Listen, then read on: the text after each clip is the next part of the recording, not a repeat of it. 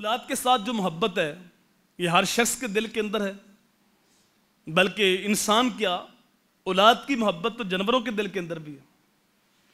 कभी आपने देखा जो मुर्गी होती है उसके छोटे छोटे चूजे जो उसने परों में छुपाए होते हैं, तो अगर कोई उन बच्चों को नुकसान पहुंचाने लगे तो वो मुर्गी सीना तान के खड़ी हो जाती है, शेर बन जाती है।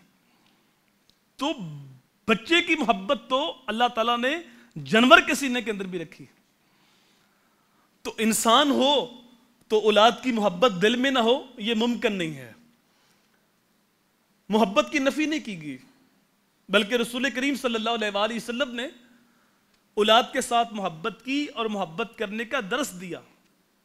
सईदा फातिमा जब हजूर की बारगाह में हाजिर होती तो अल्लाह के नबी उठ के इस्तकबाल करते और इज्जत की जिस मसनद पे हजूर बैठे होते अपनी बेटी को वहां बैठाते।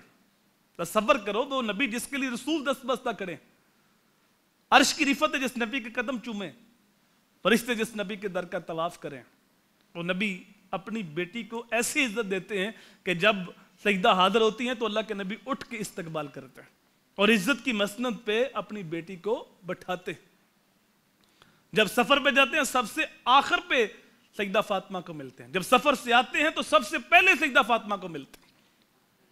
तो रसूल करीम सल्लल्लाहु अलैहि वसल्लम ने औलाद के साथ मोहब्बत करने का दर्स दिया, यहां तक फरमाया कि अपनी औलाद को इज्जत दो, अपनी औलाद को अदब सिखाओ। एक बात अपनी औलाद को अदब की सिखाना, मेरे हजूर ने फरमाया एक सा यानी 4.5 सिर गल्ला अल्लाह की राह में खैरात करने से बेहतर है। हजूर सल्लल्लाहु अलैहि वसल्लम ने यहां तक फरमाया कि अपनी औलाद की तरबियत करना नफली इबादत से बेहतर है।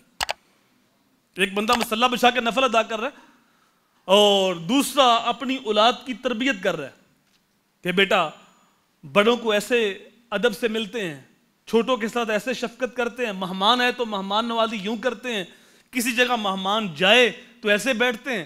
तो ये अदब सिखा रहा है और एक नफल पढ़ रहा है।